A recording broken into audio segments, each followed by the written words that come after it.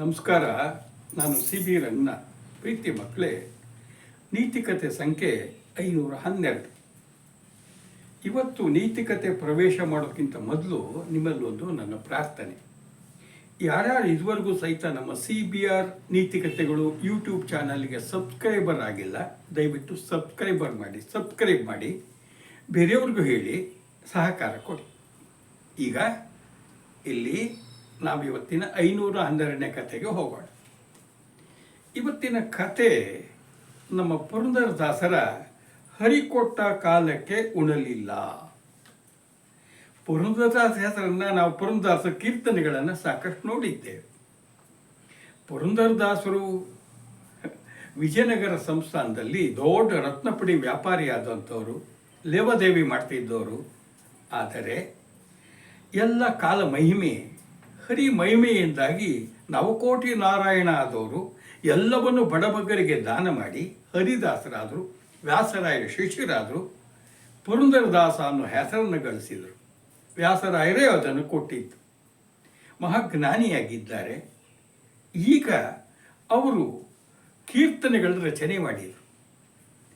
ಹರಿದಾಸರಾಗಿ 5 ಲಕ್ಷ ಕೀರ್ತನೆಗಳ ರಚನೆ ಮಾಡಿ ಪುರಂದರ ವಿಠಲ ಅವರ ಅಂಕಿತನಾಮ.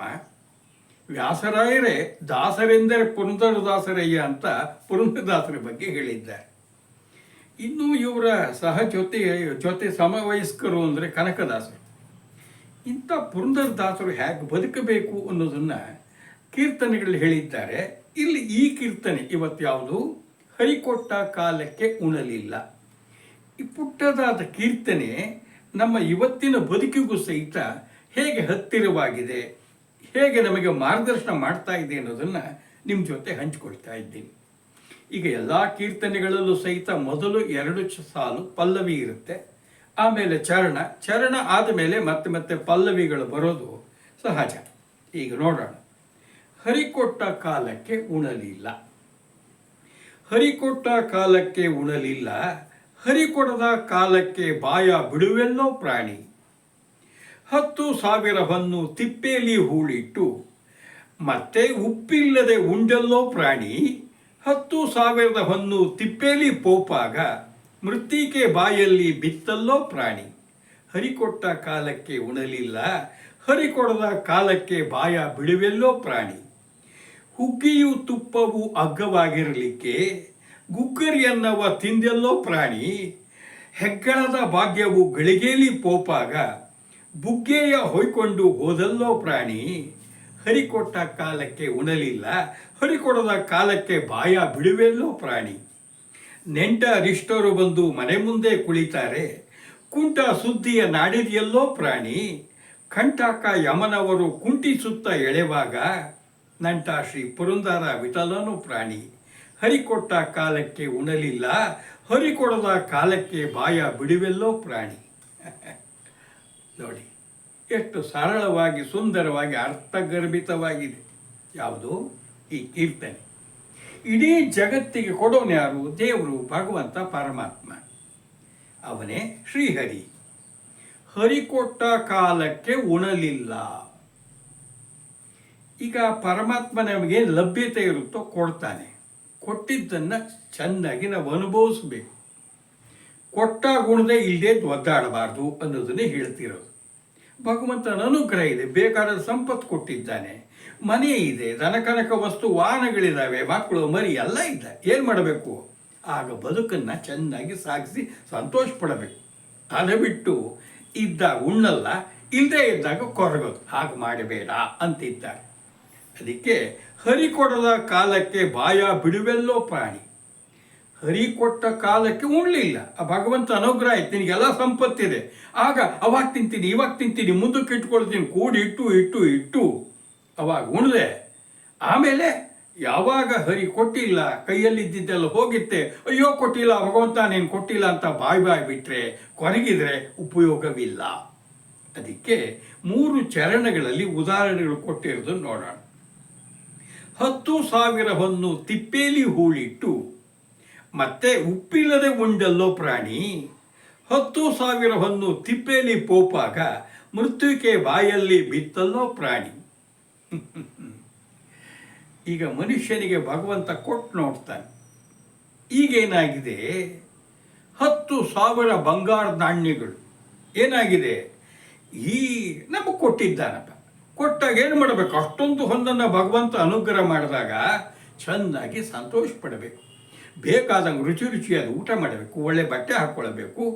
ನಮ್ಮ ಬಂಧು ಬಾಂಧವರು ಎಲ್ಲರಿಗೂ, ಮನೆಯವರು, ಕುಟುಂಬದ ಸದಸ್ಯರಿಗೆಲ್ಲರೂ ಸಹಿತ ಊಟ, ತಿಂಡಿ, ಬಟ್ಟೆ, ಅವ್ರಿಗೆ ವಿದ್ಯೆ ಎಲ್ಲ ಅನುಕೂಲಗಳನ್ನು ಮಾಡಿಕೊಟ್ಟು ಸಂತೋಷ ಪಡಬೇಕಪ್ಪ.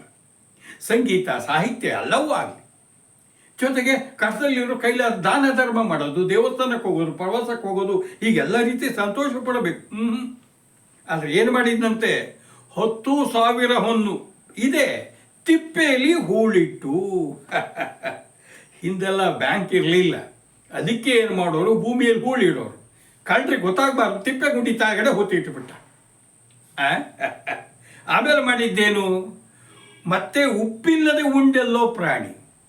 ನೋಡಿ, ಯಾವುದೇ ಆಹಾರ ರುಚಿ ಬರಬೇಕಾದ್ರೆ ಅದಕ್ಕೊಂಚೂರು ಉಪ್ಪಾರು ಸೇರಬೇಕು. ಈತ ಏನು ಮಾಡಿದ್ದಾನೆ ಪುಣ್ಯಾತ್ಮ, ಮುಂದಕ್ಕಿರಲಿ ದುಡ್ಡು ಖರ್ಚು ಮಾಡಿದೆ, ತಿಪ್ಪೆ ತೆಳಗಡೆ ಹೂತಿಟ್ಟು 10,000 ಬಂಗಾರದ ಒಂದನ್ನ ಮಾಡಿದ್ದೇನು, ಉಪ್ಪಿಲ್ಲದೆ ಬರೀ ಒಣಕಲ ಅನ್ನ, ರೊಟ್ಟಿ, ಮುದ್ದೆ ತಿಂದಿದ್ದಾನೆ. ಆಮೇಲೆ ಏನಾಯಿತು, ದುರಾದೃಷ್ಟ, 10,000 ಹೊನ್ನು ತಿಪ್ಪೆಯಲ್ಲಿ ಪೋಪಾಗ.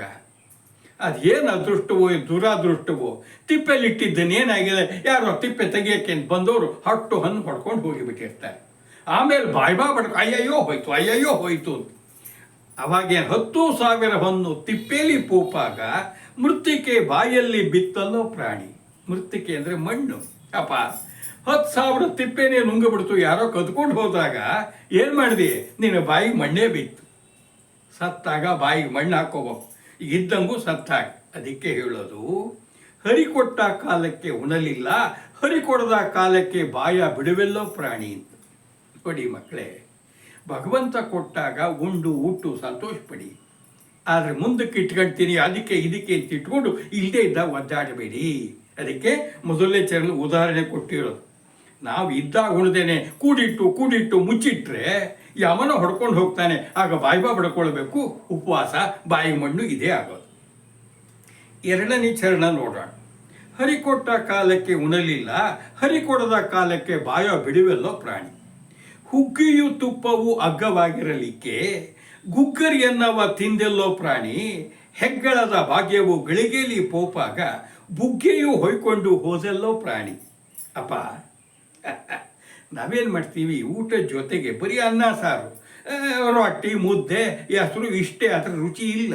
ಏನು ಮಾಡಬೇಕು, ಐಶ್ವರ್ಯ ಇದ್ದಾಗ, ಸಂಪತ್ತು, ಎಲ್ಲ ಪದಾರ್ಥಗಳ ಬೆಲೆ ಕಮ್ಮಿ ಅಪ್ಪ. ಅವಾಗ ಏನು ಮಾಡಬೇಕು, ಚೆನ್ನಾಗಿ ತುಪ್ಪ. ನೀವು ಹುಗ್ಗಿ ಅಂದರೆ ಹಿಂದೆಲ್ಲ ಏನಾಗೋದು, ವಿಶೇಷವಾಗಿ ದೇವರಿಗೆ ನೈವೇದ್ಯ ಮಾಡೋದು. ಅದಕ್ಕೇನು ಮಾಡಬೇಕು, ಒಳ್ಳೆಯ ಅಕ್ಕಿ, ಹೆಸರು ಬೇಳೆ, ತುಪ್ಪ, ದ್ರಾಕ್ಷಿ, ಗೋಡಂಬಿ ಇವೆಲ್ಲ ಇರೋದು. ಅದನ್ನು ಹಾಕಿ ಪ್ರಸಾದ ಮಾಡೋದು. ಈಗಲೂ ಸಹಿತ ಧನುರ್ ಮಾತಲ್ಲಿ ಮಾಡ್ತಾರೆ. ಸಿಹಿ ಪೊಂಗಲು, ಖಾರದ ಪೊಂಗಲು ಭಗವಂತನಿಗೆ ಭಾಳ ಇಷ್ಟವಾಗಿತ್ತು. ಅದನ್ನು ಮಾಡಿ ಭಗವಂತನಿಗೆ ಅರ್ಪಿದ ಜೊತೆಗೆ ನಾವು ತಿನ್ನೋದು. ಪಾಯಸ, ಶಾವಿಗೆ ಪಾಯಸ, ದ್ರಾಕ್ಷಿ, ಗೋಡಂಬಿ, ಹಾಲು ಹಾಕಿ ಮಾಡಬೇಕು. ಈಗ ಚಿರೋಟಿ, ನಿಮಗೆ ಪೇಣಿ, ಏನು ಬೇಕೋ ಮಾಡಬೇಕು. ಆದರೆ ಏನಾಗಿದೆ, ಪದಾರ್ಥಗಳ ಬೆಲೆ ಅಗ್ಗ. ಅವಾಗ ಏನು ಮಾಡಬೇಕು, ಹುಗ್ಗಿಯು ತುಪ್ಪವು ಅಗ್ಗವಾಗಿರ್ಲಿಕ್ಕೆ, ಪದಾರ್ಥದ ಬೆಲೆಯೂ ಅಗ್ಗ, ನಮ್ಮ ಕೈಯಲ್ಲಿ ಕೊಳ್ಳೋ ಶಕ್ತಿ ಇದೆ ಎಂದಾಗ ಏನು ಮಾಡಬೇಕು, ತಗೊಂಡು ಚೆನ್ನಾಗಿ ತಿಂದು ಬಿಡಬೇಕು. ಇದೇ ಸಂಪತ್ತು. ಪದಾರ್ಥ ಅಗ್ಗ ಆಗಿದೆ, ಏನು ಮಾಡೋ. ಈಗ ಮೊನ್ನೆ ಹುರುಳಿಕಾಯಪ್ಪ 200 ರೂಪಾಯಿ kg. ಅವಾಗ ಏನು ಮಾಡ್ತೀವಿ, 1/4 kg ತರ್ತೀವಿ. ಇವತ್ತು 40 ರೂಪಾಯಿ kg. ಏನು ಮಾಡ್ತೀವಿ, 2 kg ತಂದು ಪಲ್ಯ ಮಾಡಿಕೊಂಡು, ಸಾರು ಮಾಡಿಕೊಂಡು, ಹುಳಿ ಮಾಡಿಕೊಂಡು, ಪಲಾವ್ ಮಾಡಿಕೊಂಡು, ಬಿಸಿಬೇಳೆ ಮಾಡ್ಕೊಂಡು ತಿಂತೀವಿ. ಹಂಗಿರಬೇಕು. ಆದರೆ ಮಾಡಿದ್ದೇನು, ಪದಾರ್ಥದ ಬೆಲೆ ಅಗ್ಗವಾಗಿದೆ, ಹುಗ್ಗಿಯು ತುಪ್ಪವು ಅಗ್ಗವಾಗಿರಲಿಕ್ಕೆ ಅವಾಗ ತಿನ್ನಲಿಲ್ಲ. ಗುಗ್ಗರಿಯನ್ನವ ತಿಂದೆಲ್ಲೋ ಪ್ರಾಣಿ. ಗುಗ್ಗರಿ ಅಂದರೆ ಗೊತ್ತು ನಿಮಗೆ, ಕಡಲೆಕಾಳು ನೆನೆಸಿ ಒಗ್ಗರಣೆಗೆ ಹಾಕ್ಕೊಳ್ಳೋದು. ಆ ಒಣ ಗುಗ್ಗುರಿ ಜೊತೆಗೆ ಅನ್ನ ಕಲ್ಸ್ಕೊಂಡು ತಿಂದಿಯಲ್ಲೋ ಪ್ರಾಣಿ. ಎಂಥ ಬಡಪ ಏನೋ. ಚೆನ್ನಾಗಿದ್ದಾಗ ಒಳ್ಳೆ ಹುಗ್ಗಿ ಮಾಡಿಕೊಂಡು ಅಲ್ಲಿ ಚೆನ್ನಾಗಿ ದ್ರಾಕ್ಷಿ ಗೋಡಂಬಿ ತುಕ್ಕ ಹಾಕ್ಕೊಂಡು ತಿನ್ನೋದು ಬಿಟ್ಟು ಆ ಒಣಕಲು ಗುಗ್ಗುರಿ ಅನ್ನ ತಿಂದು ಒದ್ದಾಡ್ದೆಲ್ಲಯ್ಯ. ಆದರೆ ಭಾಗ್ಯ ಯಾವಾಗಲೂ ಶಾಶ್ವತವಾಗಿರಲ್ಲ. ಹೆಗ್ಗಳದ ಭಾಗ್ಯವು ಗಳಿಗೆಯಲ್ಲಿ ಪೋಪಾಗ, ಬುಗ್ಗೆಯ ಹೊಯ್ಕೊಂಡು ಹೋದೆಲ್ಲೋ ಪ್ರಾಣಿ. ಹೆಗ್ಗಳ ಅಂದರೆ ಅತಿಶಯ, ಅಧಿಕ್ಯವಾದ. ನಿನಗೇನಾಗಿದೆ, ಭಾಗ್ಯ, ಯಶಸ್ಸು ಅನ್ನೋದು, ನಿನಗೆ ಸಂಪತ್ತು ಅನ್ನೋದು ಬೇಕಾದಷ್ಟಿತ್ತು. ಆದರೆ ಆ ಸಮಯ ಏನಾಗ್ಬಿಡ್ತು, ಹೋಗೇ ಬಿಡ್ತು. ಅಂಥ ಗಳಿಗೆನಲ್ಲಿ ನೀನು ಅದನ್ನು ಸಂತೋಷ ಪಡಲಿಲ್ಲ, ಅನುಭವಿಸ್ಲಿಲ್ಲ. ಆದರೆ ಅದೆಲ್ಲ ನಿನ್ನ ಭಾಗ್ಯ ಹೋಗಿ ದೌರ್ಭಾಗ್ಯ ಬಂದಾಗ ಬಾಯಿ ಪಡ್ಕೊಂಡು ಬುಗ್ಗೆಯೇ ಹೊಡ್ಕೊಂಡು ಹೋದಲ್ಲೋ ಪ್ರಾಣಿ. ಅಯ್ಯಯ್ಯೋ ಇಲ್ಲ, ಅಯ್ಯಯ್ಯೋ ಇಲ್ಲ, ಇವತ್ತು ನನಗೆ ಅನ್ನ ಇಲ್ಲ, ಇವತ್ತು ಸಾರಿಲ್ಲ, ತುಪ್ಪ ಇಲ್ಲ ಅಂಥೇಳಿ ಹೋದಾಗ ಬಾಯಿ ಪಡ್ಕೊಂಡ್ರೆ ಉಪಯೋಗ ಇಲ್ಲ. ಇದ್ದಾಗೆ ಬಳಸ್ಕೊಳ್ಬೇಕು, ಸಂತೋಷ ಪಡಬೇಕು. ಇಲ್ಲದೆ ಇದ್ದಾಗ ಏನಿದೆಯೋ ಅದರಲ್ಲೇ ತೃಪ್ತಿ ಪಟ್ಕೊಂಡಿರಬೇಕು ಅಲ್ವಾ. ಹರಿ ಕೊಟ್ಟ ಕಾಲಕ್ಕೆ ಉಣಲಿಲ್ಲ, ಹರಿ ಕೊಡದ ಕಾಲಕ್ಕೆ ಬಾಯ ಬಿಡುವೆಲ್ಲೋ ಪ್ರಾಣಿ. ಆಯಿತು. ಮೂರನೇ ನೋಡೋಣ. ನೆಂಟರಿಷ್ಟರು ಬಂದು ಮನೆ ಮುಂದೆ ಕುಳಿತಾರೆ, ಕುಂಟ ಸುದ್ದಿಯ ನಾಡಿದೆಲ್ಲೋ ಪ್ರಾಣಿ. ಕಂಟಕ ಯಮನವರು ಕುಂಟಿಸುತ್ತಾ ಎಳೆವಾಗ ನಂಟ ಶ್ರೀ ಪುರಂದರ ವಿಠಲಾನು ಪ್ರಾಣಿ. ಒಂದು ಸಂಪತ್ತಿದ್ದಾಗ ಅದನ್ನು ಬಳಸ್ಕೊಂಡು ಸುಖ ಪಡು. ಎರಡನೇದು ಬೇಕಾದ ದವಸ ಧಾನ್ಯ ಇದೆ, ಪದಾರ್ಥದ ಬೆಲೆ ಇದ್ದಾಗ ಉಂಡುಟ್ಟು ಸಂತೋಷ ಪಡು. ಮೂರನೇದಿದೆ ಬಂಧು ಬಳಗ. ಬಂಧು ಬಳಗದವರಿಗೆ ಕೈಲಾದಷ್ಟು ನಾವು ಸಹಾಯ ಮಾಡಬೇಕು, ಉಪಚಾರ ಮಾಡಬೇಕು, ಒಬ್ರಿಗೊಬ್ಬರು ಆಗಬೇಕು. ಅದಿಲ್ಲದೆ ಇದ್ದರೆ ಇದ್ದಾಗ ಏನಾದ್ರು ಸಹಾಯ ಮಾಡಬೇಕು, ಇಲ್ಲಿದ್ದಾಗ ಏನು ಮಾಡೋದು ನೋಡಿ. ನೆಂಟರಿಷ್ಟರು ಬಂದು ಮನೆಯ ಮುಂದೆ ಕುಳಿತಾರೆ. ಬಂಧು ಬಳಗದವ್ರು ಬಂದಿದ್ದಾರಪ್ಪ, ಮನೆ ಮುಂದೆ ಕೂತ್ಕೊಂಡು ಏನೋ ಕಷ್ಟ ಏನೋ ನೆರವಿಗೆ ಬಂದಿದ್ದಾರೆ, ಅವ್ರ ಜೊತೆ ಎರಡು ಮಾತನಾಡು, ಒಳ್ಳೇದು ಹೇಳು, ಧೈರ್ಯ ಕೊಡು, ಇದ್ರೆ ಕೊಡು, ಇಲ್ಲಿ ಆದರೆ ಬೇಡ, ಆದರೆ ಎರಡು ಮಾತಾಡ್ಲಿಕ್ಕೇನು. ಆದರೆ ಏನು ಮಾಡಿದ್ಯಾ, ಕುಂಟ ಸುದ್ದಿಯ ನಾಡಿದಲ್ಲೋ ಪ್ರಾಣಿ. ಅಪ್ಪ ನೀನು ಪ್ರಾಣಿ ಆದಿಯಲ್ಲಯ್ಯ, ಏನಾಗಿದೆ ಕುಂಟುನೇಪ್ಪ, ಎರಡು ಒಳ್ಳೆ ಹೃದಯಕ್ಕೆ ಹಿತವಾಗೋ ಮಾತು ಆಡಲಿಲ್ಲ, ಸಹಾಯನೂ ಮಾಡಲಿಲ್ಲ, ಏನು ಮಾಡಿದೆ, ಬ್ಯಾಡದೇ ಇರೋ ಕೆಲಸಕ್ಕೆ ಬಾರದೇ ಇರೋ ಮಾತನಾಡಿಕೊಂಡು ಕಾಲ ಹಾಕಿದೆ. ಆದರೆ ಏನಾಗುತ್ತೆ, ಕಾಲ ಹೀಗೆ ಇರಲ್ಲ.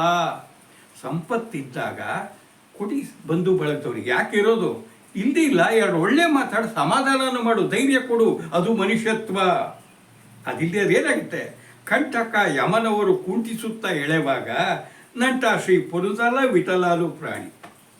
ಕಂಟಕ ಆಪತ್ತು, ಯಮ ಮೃತ್ಯು ಕುಂಟಿಸುತ್ತಾ ಎಳೆವಾಗ ಅಂದರೆ ಕುತ್ತಿಗೆಗೆ ಪಾಶ ಹಾಕಿ ಎಳಿಬೇಕಾದ್ರೆ ಏನಾಗುತ್ತೆ, ಅವಾಗ ನೆನಪಾಗತ್ತೆ ಯಾವುದು, ಅಯ್ಯೋ ನಾ ಸುಖ ಪಡಲಿಲ್ಲ, ಮನುಷ್ಯ ಇವತ್ತಿಲ್ಲ ನಾಳೆ ಹೋಗಲೇಬೇಕು, ಯಮಧರ್ಮರಾಯ ಬಂದು ಅವನ ದೂತರು ಬಂದು ನಮಗೆ ಪಾಶ ಹಾಕಿ ಎಳ್ಕೊಂಡು ಹೋಗ್ತಾರೆ.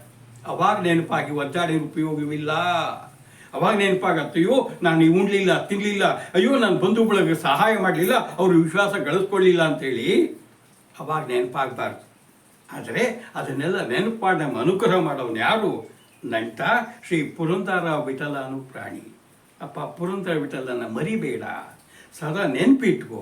ಅವನೇನು ಹೇಳ್ತಿದ್ದಾನೆ, ಭಗವಂತ ಕೊಟ್ಟ ಹರಿ ಕೊಟ್ಟ ಕಾಲ ಉಣ್ಣು ತಿನ್ನು ಸಂತೋಷ ಪಡು, ನೀನು ತಿನ್ನು, ನೀನು ಕುಟುಂಬದವ್ರಿಗೆ ತಿನ್ನಿಸು, ಒಳ್ಳೆ ಬಟ್ಟೆ ಬರೆ ಹಾಕ್ಕೊಂಡು ಸಂತೋಷ ಪಡ್ರಿ. ಇಲ್ಲದೆ ಇದ್ದಾಗ ನೀರು ಕೊಟ್ಕೊಂಡು ಉಪವಾಸ ಇದ್ದು ನಿಂಪಾಡಿ ನೀವು ಭಗವಂತ ಕಾಪಾಡು ಅಂತ ಕೇಳ್ಕೊಳ್ಳಿ.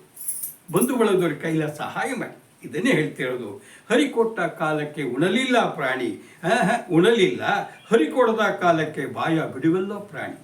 ನೋಡಿ ಮಕ್ಕಳೇ, ಪುರಂದರದಾಸರು ಎಷ್ಟು ಸೊಗಸಾಗಿ ಸಂದೇಶ ಕೊಟ್ಟಿದ್ದಾರೆ.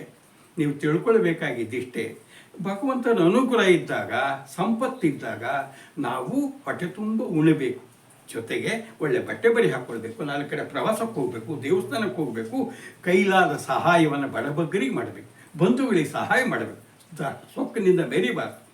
ಆದರೆ ಇಲ್ಲದೆ ಇದ್ದಾಗ ಹೇಗಿರುತ್ತೋ ಹಾಗೆ, ಇದ್ದಾಗ ತಿಂದೆ ಹೋದಾಗ ಬಾಯಿ ಮಾಡ್ಕೊಂಡು ಒದ್ದಾಡಬಾರ್ದು ಅಲ್ವಾ. ನಮಸ್ಕಾರ.